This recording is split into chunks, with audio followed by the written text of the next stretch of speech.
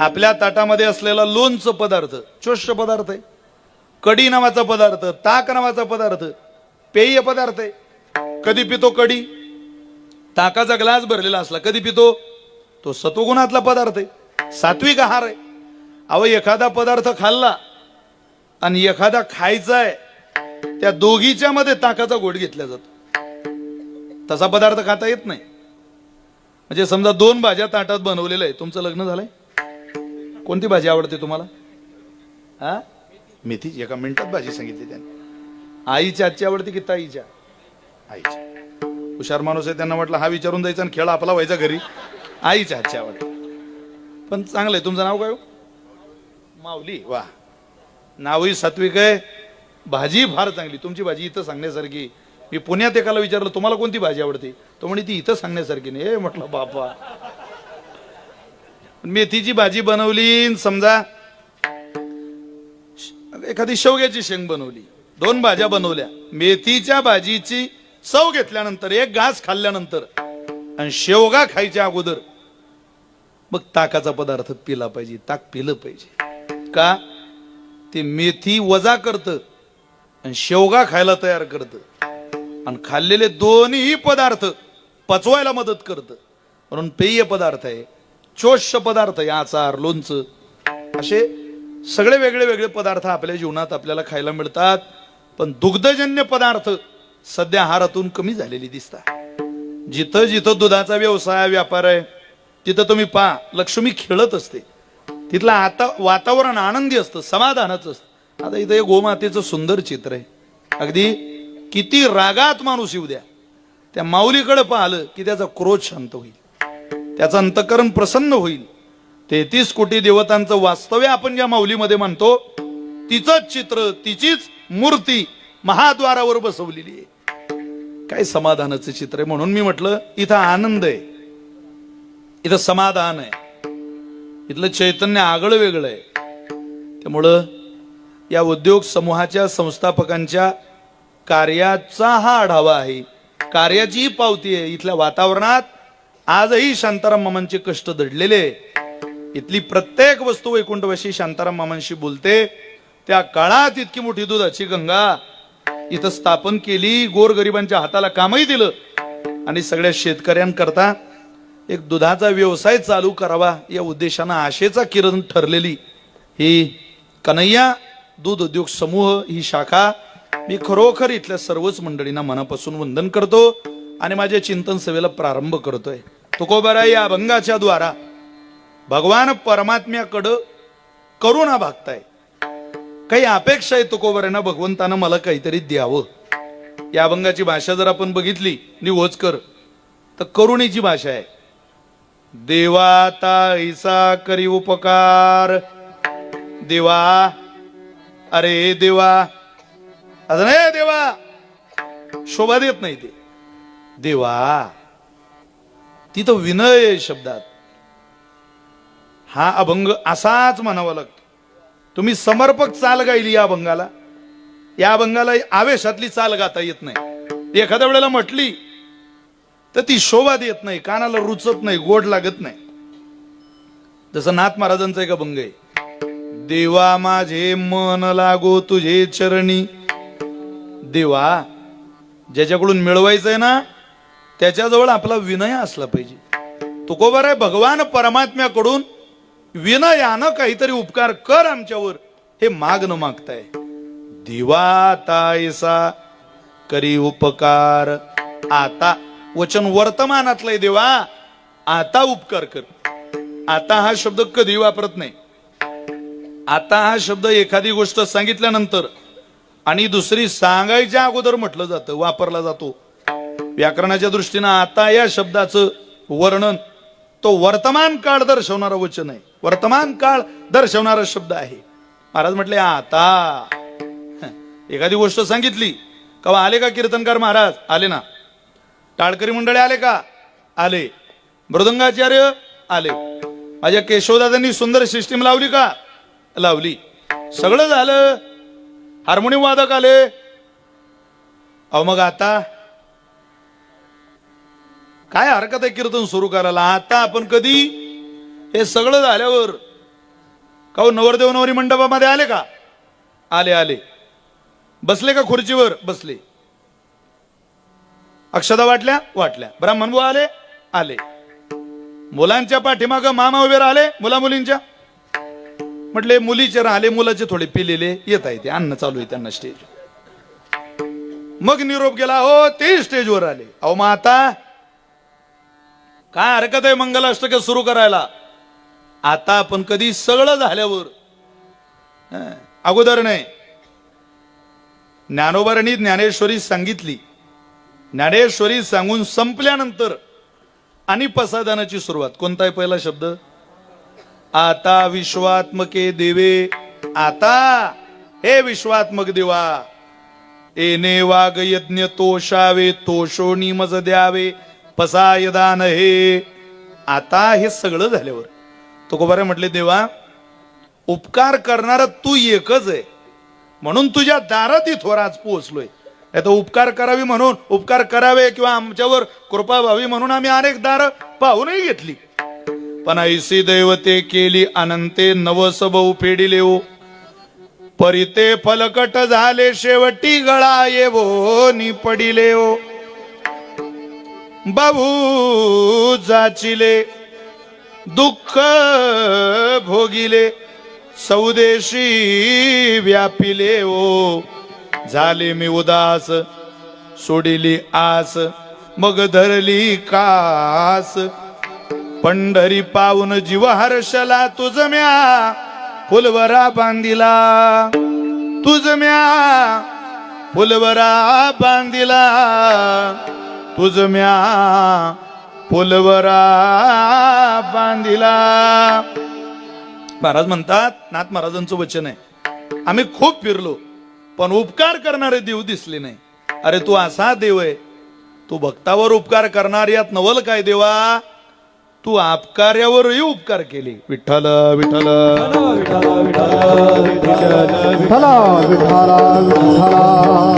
अरे आम्हाला माहितीये ना, जेथेची कृपा लाई जे वरू, तेथेची म्हणे वे विचारू.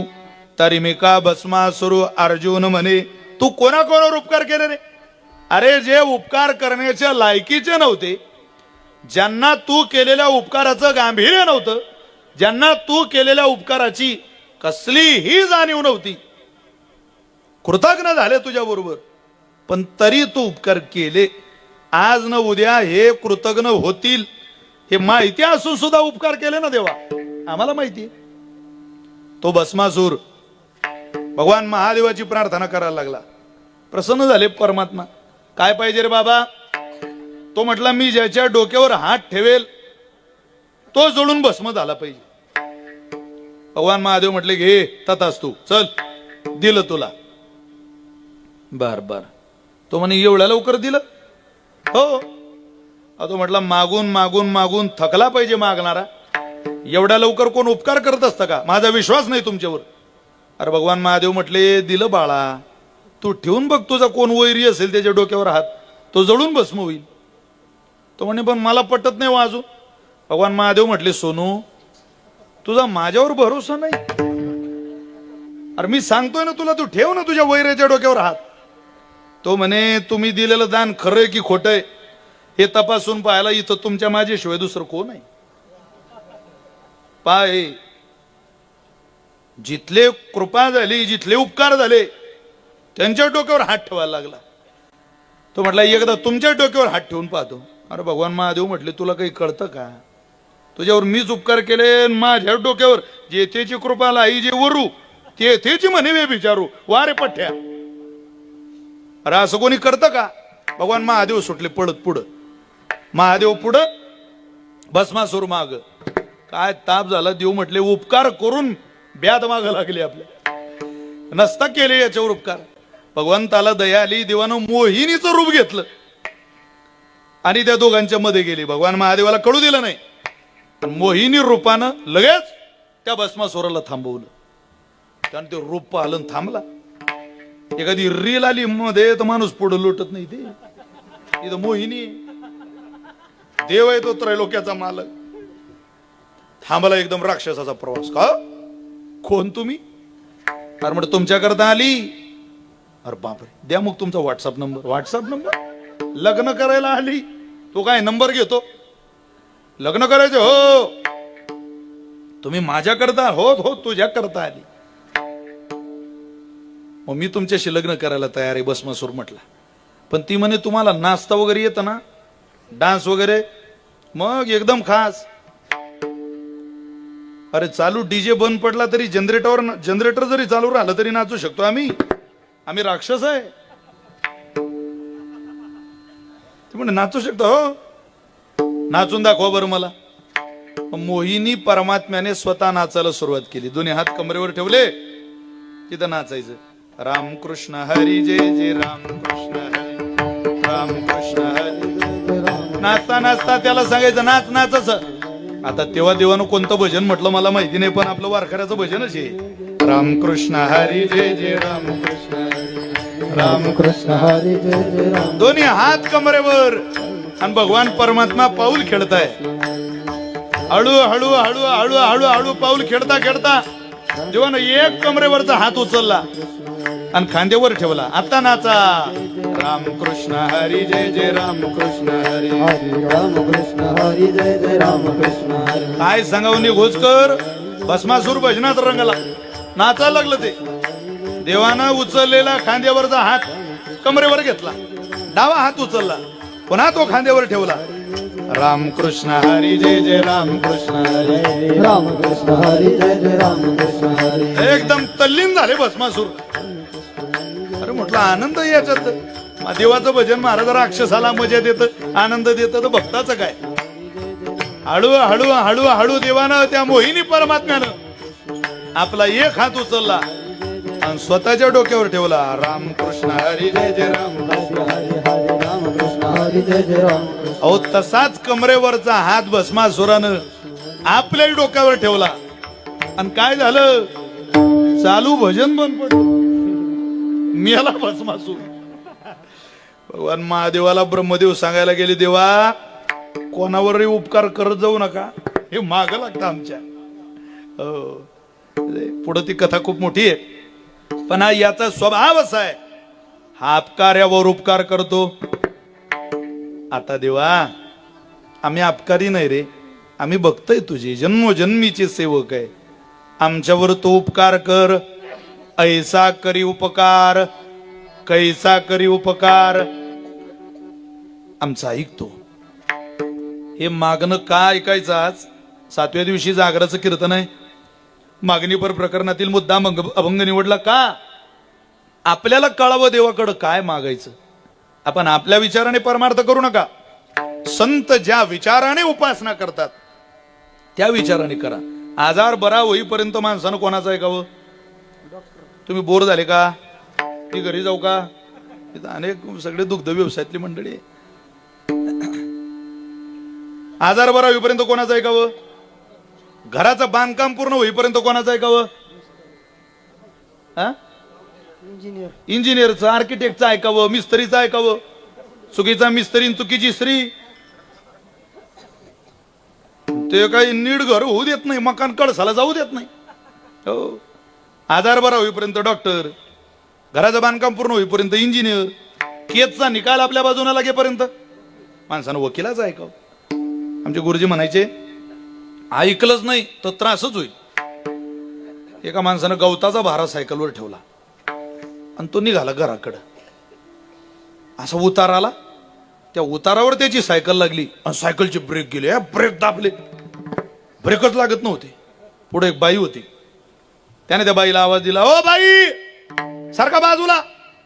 अहो सायकलचे ब्रेक फेल झाले, बाई सरका बाजूला पटकन. ओ मावले अरे बाजूला सरक. अरे ओ बाई सरका ओ बाजूला. आता ती तिच्या नवऱ्याचं ऐकत नाही, याचं ऐकीन. फार थकला आवाज देऊन देऊन तिला. तिनं काही ऐकलं नाही, पार रस्ता सोडला नाही, तानकन धडक बसली. एक पाय गेला ना हातही गेला. दवाखान्यात गेली, तिचे उपचार झाले. तिनं गुन्हा दाखल केला या सायकलवाल्यावर. तारीख पे तारीख, तारीख पे तारीख, तारीख पे तारीख. या सायकलवाल्याचा एक वकील आणि सायकलची धडक लागलेल्या त्या बाईचा एक वकील. निकाल सुनावण्याची वेळ आली. वकील म्हटला, बाई काळजी करू नका, लिखितचा निकाल तुमच्या बाजूने. काही झालं तरी निकाल तुमच्याच बाजूने येणार आहे. फक्त तुम्ही बोलू नका, तुम्ही माझ्यावर सोडून द्या सगळं. याला सांगितलं निकाल तुझ्या बाजूने येणार आहे. वकील म्हटला काळजी करू नको, जज साहेब विचारतील तेवढंच उत्तर दे, पुढचं काही बोलू नको. एका कडगाऱ्यात बाई, एका कडगाऱ्यात सायकलवाला. जज साहेबांनी विचारलं का रे बाळा, ज्या सायकलची धडक या बाईला बसली ती सायकल कोणाची आहे रे? तो म्हटला माझी. अरे मग का रे, बिना ब्रेकची सायकल कुठं रोडला आणता का?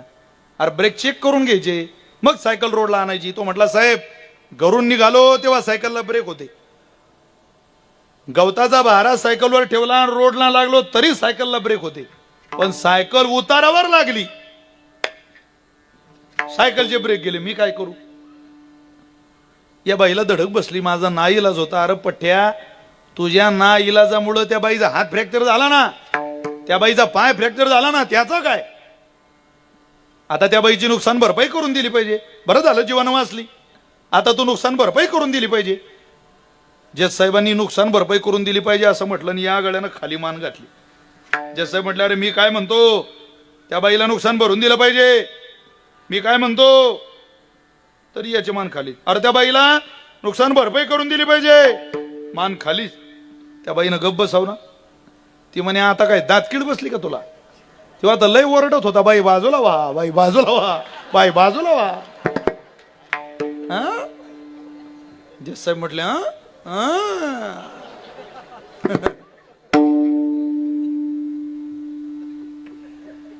मला काय सांगायचे ते आलं तुमच्या लक्षात. केसचा निकाल आपल्या बाजूने लागेपर्यंत वकिलाच ऐकावं, आजार बरा होईपर्यंत डॉक्टरच ऐकावं, कीर्तन होईपर्यंत, लग्न होईपर्यंत,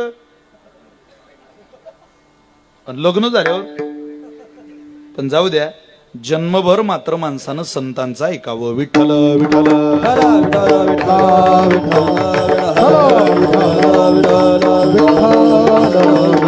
बोला पुंडली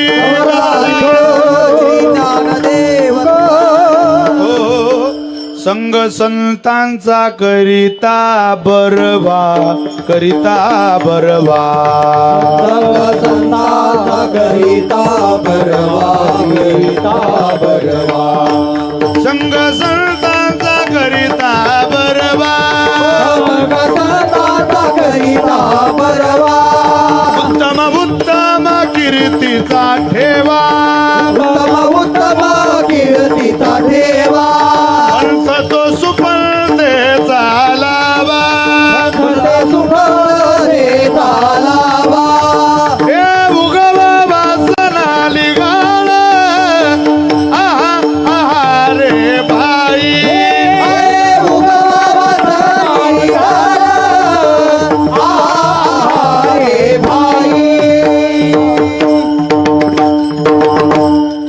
कोणाचे काय ऐकून आपल्या पदरात यश पडणार आहे, सुख पडणार आहे? संतांचं ऐकून भगवंताकडचं मागणं असावं, देवाची सेवा असावी, भगवंताची उपासना असावी. म्हणून तुकोबराय मागतात, कसं मागावं तुम्हाला मला हे कळून देण्याकरता मागताय. ऐसा करी उपकार, एक काम कर देवा, पारमार्थिक साधने करता आमचा देह आम्हाला सहकार्य नाही रे करत. तुकोबारायांचा देह खूप सहकार्य करत होता, पण तरी म्हणतात आम्हाला सहकार्य करत नाही. कीर्तनात बसलेले तुम्ही मी आपण सगळे, तसा आपला देह आपल्याला कधीच भक्ती साधने करता सहकार्य करत नाही. एरवी 14 दिवस भूक लागत नाही, एकादशीच्या दिवशी सकाळीच. अरे बापरे, बायको म्हणतं काही तुम्हाला गांभीर्य आहे का जरा, पहाट आहे, मार्गशीर्ष महिन्यातली एकादशी आहे. अरे माझं ध्यान नव्हतं, पण मला भूक लागली. काय भूक लागली? पहाट. 14 दिवस निघून जातात, एकादशीला सकाळीच. याचा अर्थ असा आहे, आपला देह आपल्याला सहकार्य करत नाही. कीर्तन चालू असून सुद्धा काही माणसं गप्पा मारीत बसतात. दोष त्यांचा नाही, त्यांच्या देहाचा आहे. त्यांचा देह, त्यांचे कान त्यांना परमार्थिक साधने करत सहकार्य करत नाही. सुंदर एखादी माऊली देवाची पूजा करते, पांडुरंगाची, देवाला नटवते, सजवते, शृंगार करते, तिलक करते, उटी लावते भगवंताला, आणि ते दृश्य समोर असून वेळ असूनही एखाद्याला ती पूजा पाहावी वाटत नाही. निघोज मध्ये येऊन मला गंगा मातेचं दर्शन घ्यावं वाटत नाही, मैयाचा शृंगार पाहावा वाटत नाही. याचा अर्थ देह म्हणून हे डोळे आपल्याला परमार्थिक साधने करता सहकार्य करत नाहीत. तुकोबारायांचा देह सहकार्य करतो, तरी तुमच्या माझ्याकरता काय म्हणतात माहितीये का? न होय निग्रह देहासी दंडन दंडन होय निग्रह देहासी दंडन न होय निग्रह देहासी दंडन दंडन होय निग्रह देहासी दंडन नवजे भूकतान सावली नवजे भूकतान सावली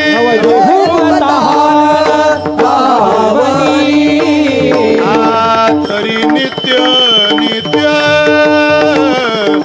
करी आळवण आळवण तरी नित्य नित्य नित्य नित्य करी आळवण नित्य नित्य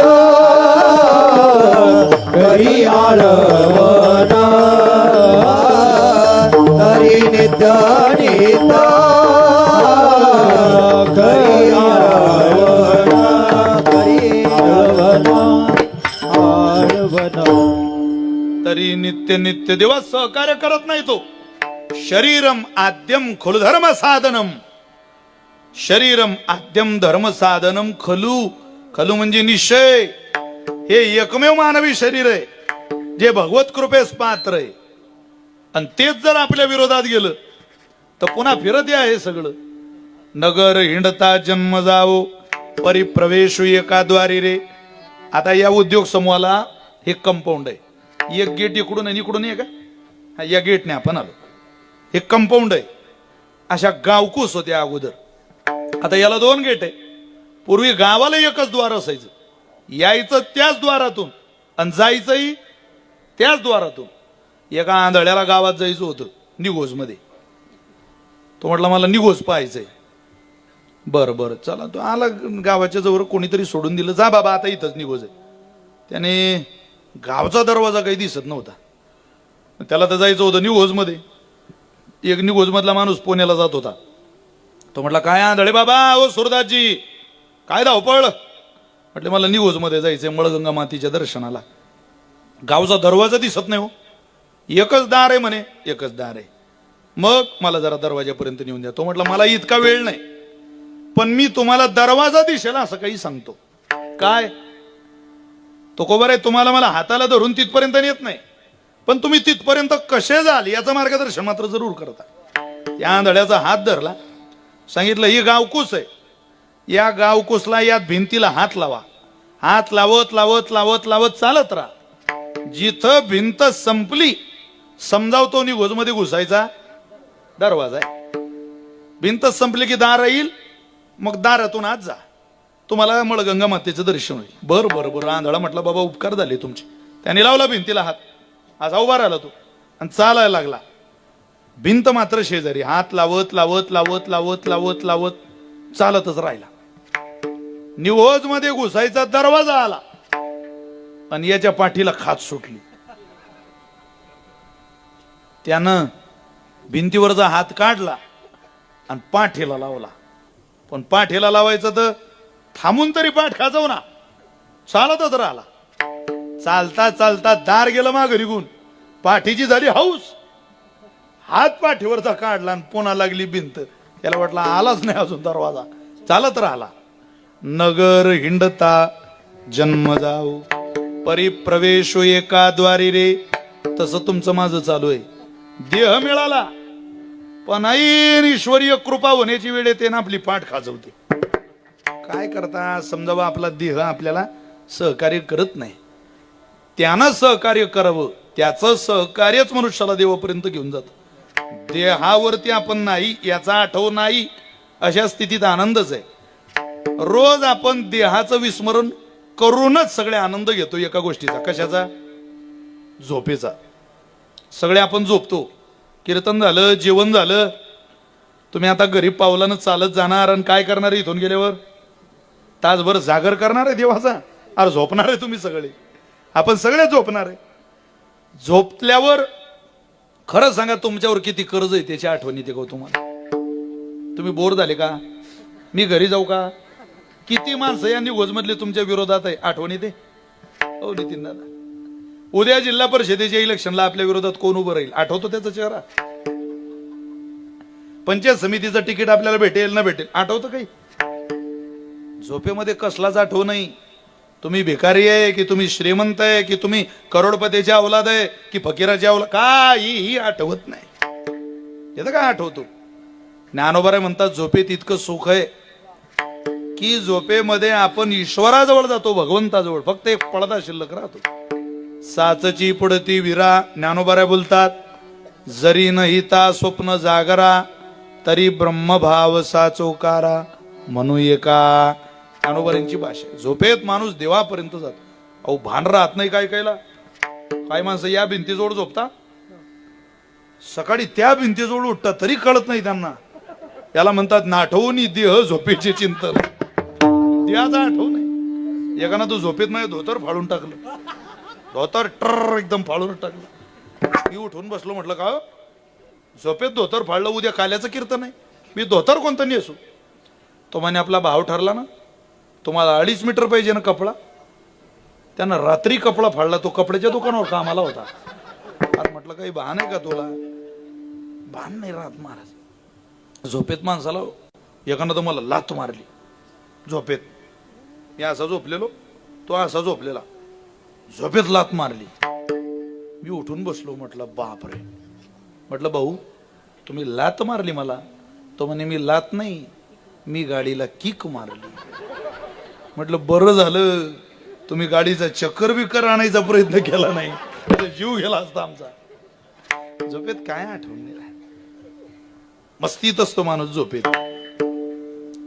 झोपेत चांगलं वाईट काही कळत नाही महाराज. स्वप्नात रडतो माणूस, आठवत नाही, हे खोटं आहे. एका माणसाचे हातपाय तोडले चोरांनी झोपेत, रक्त व्हायला लागलं, पोरं रडायला लागली, बायको रडायला लागली. तुमच्यावरच तर आपलं घर आहे. आपलं घर कसं चालेल, कसं होईल, मी कसे कष्ट करू? पोरं म्हणतात बाबा आमचं शिक्षण कसं होईल? बापही रडतो, मुलंही रडतं, अख्खं घरदार रडतं, पण कुठं? स्वप्नात. आता याच्यावर काय औषध आहे हो? स्वप्नात पाय तोडल्यावर औषध कोणतं लावता सांगा? ऑपरेशन कोणाजवळ करता? अरे ज्ञानोबा म्हणतात स्वप्नीची या घाया ओखद शेवची धनंजया. त्याच्यावर एकच औषध आहे, त्याला जाग येणं. तो देहावर आला की दुःख गेलं, तो देहावर आला ते आठवलं की सुखही जातं आणि दुःखही जातं. स्वप्न सुखाचं असू दे, ते फकीराला पडलं तरी ते सुख मिळत नाही, देहाचा धर्म नाही. आणि दुःख असू दे तरी सुखाचा आणि दुःखाचा धर्म लागू होत नाही का? जोपर्यंत आपण देहावर आहे तोपर्यंत हे सगळे धर्म लागू आहे. देहच वजा झाला की ना सुखाचा धर्म ना दुःखाचा धर्म. आम्हाला त्या धर्मानं त्रास देऊ नये देवा असं जर वाटत असेल, आणि देहाचं विस्मरण होऊन उपासना होऊन तुझ्या चरणापर्यंत आम्ही पोहोचावं अशी जर तुझी इच्छा असेल तर कर ना एक उपकार. देवा आता ऐसा करी उपकार, देवा आता ऐसा करी उपकार, देवा आता ऐसा करी उपकार, देवा आता ऐसा करी उपकार, देवा आता ऐसा करी उपकार, देवा आता ऐसा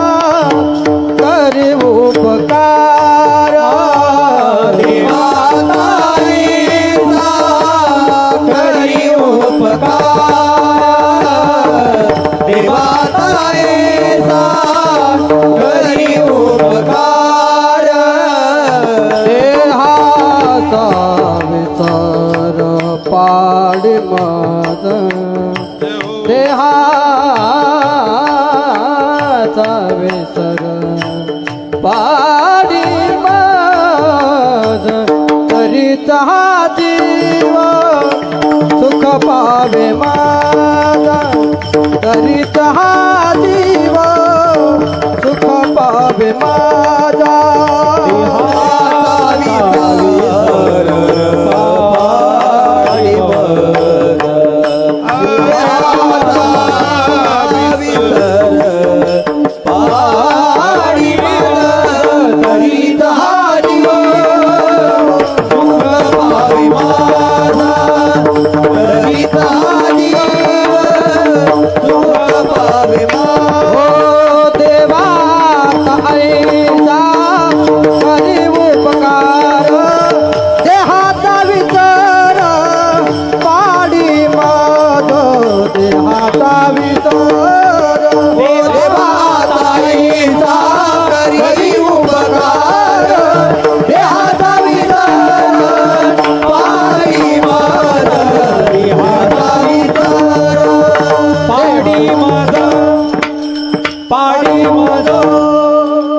देवातायसा करी उपकार देहाचा विसर पाडी मग.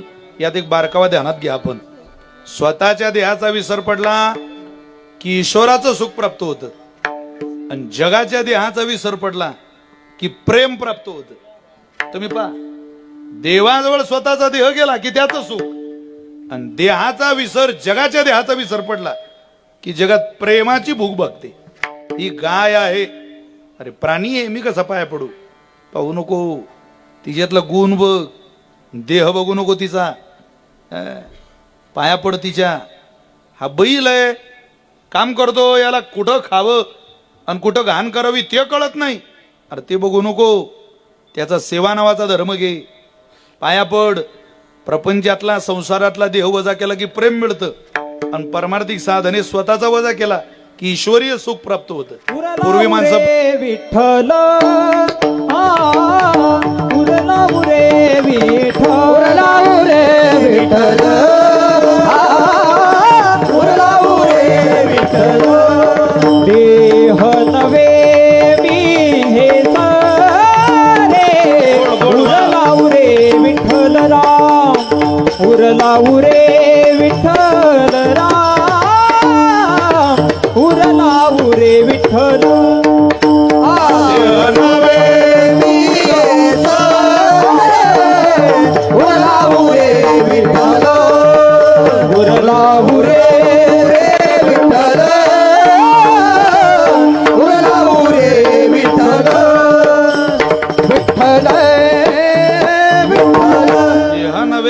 सरे इथं हे प्रमाण दोन्हीकडे वापरा. स्वतःचाही विसरा आणि जगाचाही विसरा.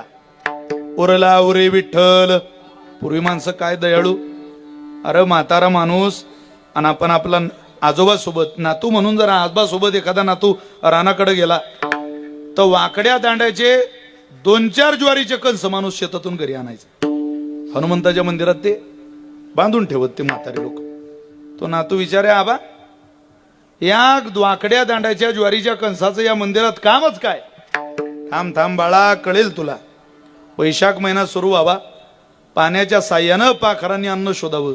त्या हनुमंताच्या मंदिरात त्या घंट्याला बांधलेला दोरीला बांधलेले ते वाकड्या दांड्याची कंस पाखरांनी यावं आणि एक एक एक एक एक एक एक एक दाना त्या पाखरानं त्या ज्वारीच्या कंसातला खावा.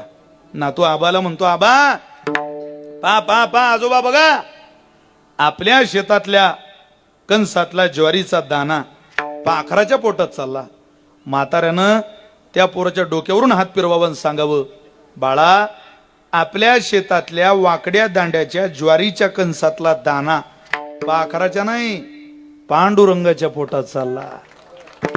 अरे इथं पाखराला सुद्धा देव मानणारी लोक आहे. तुम्ही पहा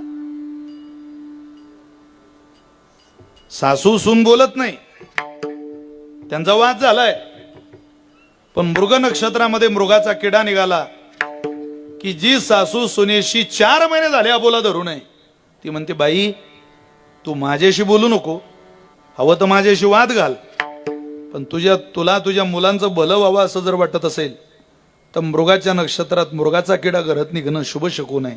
तेवढा कुंकाचा करवंडा घे, हळद अक्षत कुंकू तिलक त्या किड्यावर घाल. तुझ्या मुलाबाळांना तू स्वतः त्या किड्याचं दर्शन घे. तू घराची गर्दनी आहे, मालकीण आहे. त्या किड्याच्या पाया पड, त्या किड्याला आशीर्वाद माग. मृगाच्या नक्षत्रात जर आपली पेरणी सदली तर आपलं घर सुखानं भरल्याशिवाय राहणार नाही. सासूशी अबोला धरला तरी चालेल, पण त्या किड्याचा आशीर्वाद घे, तुझं घर सुखानं भरेल. किड्याला देव मानणारी लोक या देशात राहतात. तुम्ही पहा जरा, रोडला अपघात होतात, किड्या मुंग्यासारखी माणसं मरत आहे. कोणी पाहत नाही मेलेल्या माणसाकडं, थांबत नाही कोणी, आपली गाडी सुद्धा थांबवत नाही.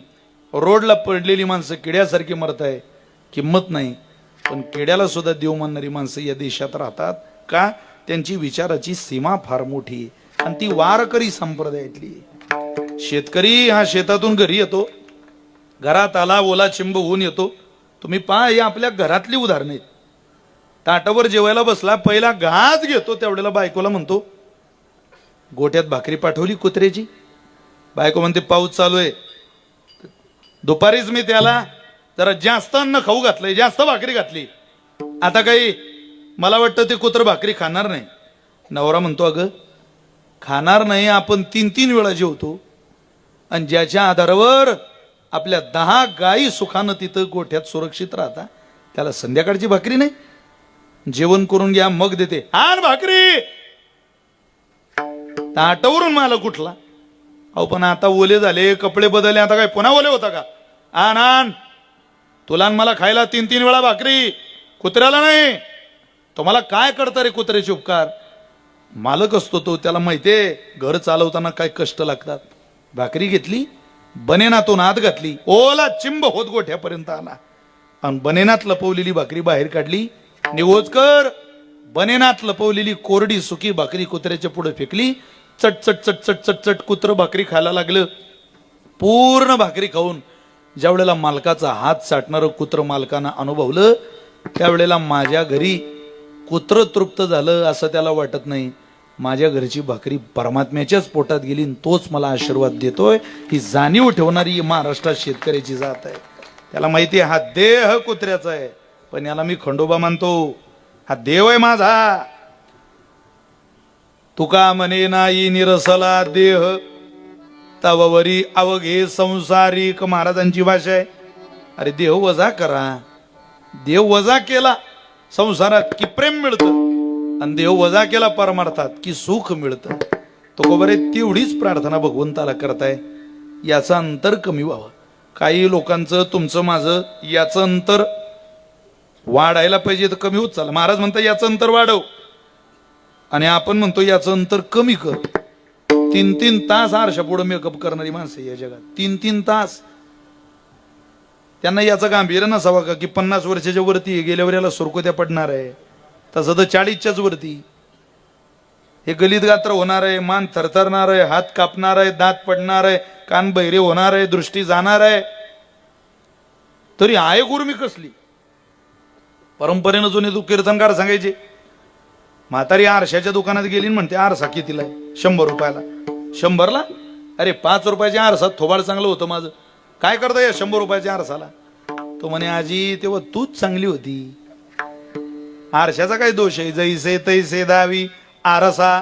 अरे जसा आहे तसं दाखवणं या आरशाचा स्वभाव आहे. आपणा दावीर आप आपणा दावीर आप आपणा दावीर आप आपणा.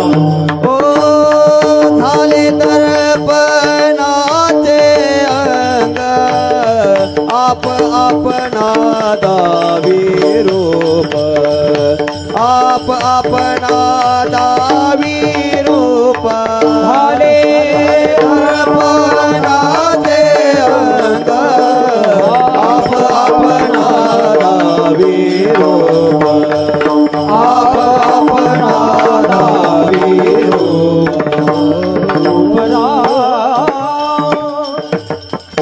त्याचा स्वभाव आहे खरं बोलणं. तो ओरिजिनल स्वभाव दाखवतो. आप आपणा दावी रूप हे असं आहेस. काय याचा लाडकोड कौतुक करत. 3-3 तास सजवतो याला. अरे कावळ्यानं किती अंग असलं म्हणजे गोरा होईल तो, उलट त्याच्या मूळ रंगाला चकाकी चढेल. तसा आपला देह आहे तसाच आहे. तुम्ही त्याला की तुम्ही देहाची काळजी म्हणूनच स्वेटर बिटर घालून आले ना. तुमचे स्वेटर बघून मला असं वाटतं तुम्ही जर शिवरायांच्या काळात असते आपले किल्ले गेले ते समजा हातातून. का आठवा आहे ना त्याचा. देहाचं विस्मरण माणसाला होतच नाही. कधी याला त्रास द्यावा वाटतो. वारी म्हणजे याचा विसर आहे. सकाळचा काकडा म्हणजे याचा विसर आहे.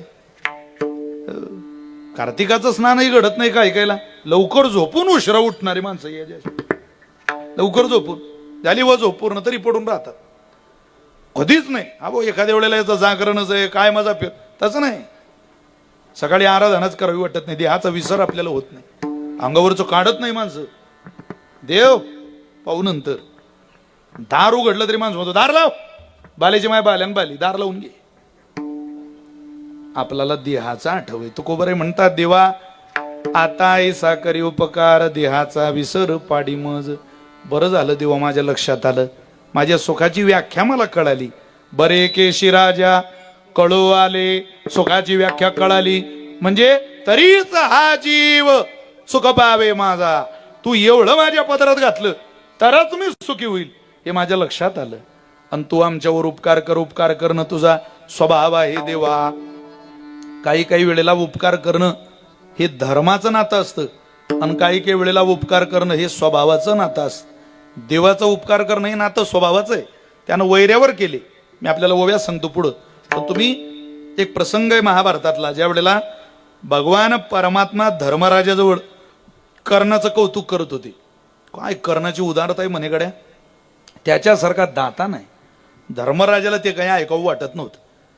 युधिष्ठिराला ऐकावं वाटत नव्हतं. दुसऱ्याचं वर्णन माणसाला ऐकावंच वाटत नाही. या जगाचा इतिहासच आहे.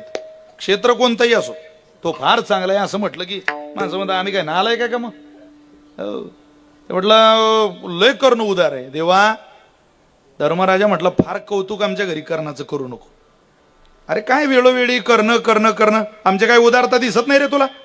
आम्ही काय देत नाही का आमच्या दारात आलेल्याला. धर्मराजा तापू नको. तू देतो ते दानच आहे पण तुझं दान धर्मातलंय आणि कर्णाचं दान स्वभावातलंय. तुझे उपकार धर्माला अनुसरू नये आणि त्याचे उपकार स्वभावाला अनुसरू नये. म्हणजे थांब थांब कळेल तुला. 3 दिवसांना असं झालं धो धो धो धो धो धो धो धो धो मुसळधार पाऊस चालू झाला. जणू सावर्तक प्रलय काळाचे मेघच वर्षाव करता की काही इतकं पाणी. आणि एक जण रात्रीच्या वेळेला धर्मराजाकडे आला. त्यानं दार वाजवलं. महाराज आहेत का हो. आहेत ना. काय एक उपकार करा महाराज.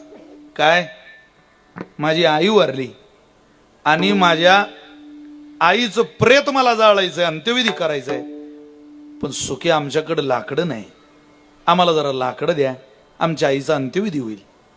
बरं बरं. अरे बाबा उपकाराची काय भाषा. सेवकाला बोलावलं सांगितलं आपल्या जा जरा गोशाळेत यांना लाकडं पडलेली देऊन टाका.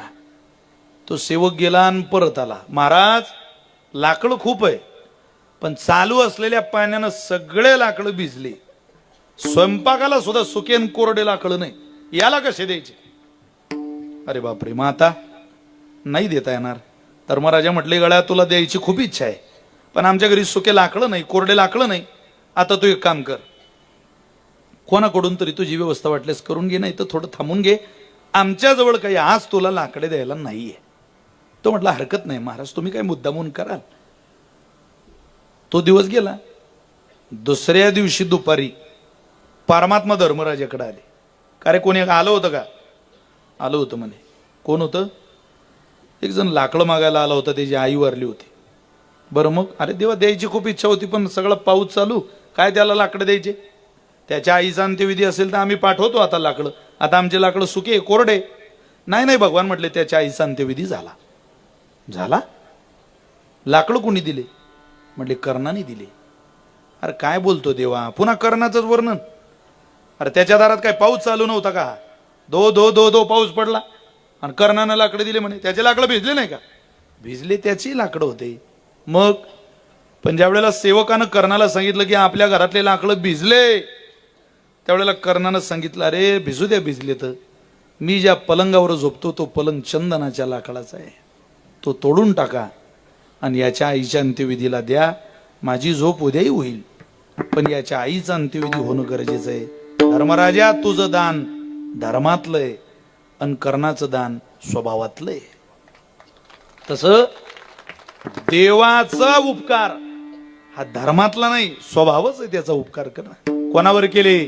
तुझे अवतार जाणो स्वतंत्र, देता न मनसी पात्रा पात्र, पै कैवल्या ऐसे पवित्र जे वैरिया ही दिदले, मोक्षो दुराराध्यो कीर होय, परी तोही आराधी तुझे पाय, मनोनिधाळसी जेथ जाय, पाय कू जैसा तुवा सनकाधिकाचे निमाने, सायुज सौरसू दिदला पुतने, जे विषाची आ स्तनपाने मारू आली, हागा राजसूय यागाचाही सभासदी, देखता त्रिभुवनाची मंदी, कैसा शतदा दुर्वाक्य शब्दी निस्तेजिला, ऐशिया अपराधिया शिशुपाळा, आपण पेठाव दिदला गोपाळा, काय उत्तान पादाची या बाळा, द्रौपदी चाड तो वना आला याची लागी, बैसावे पितयाचे उत्संगी, चंद्र सूर्य दिका परिस जगी,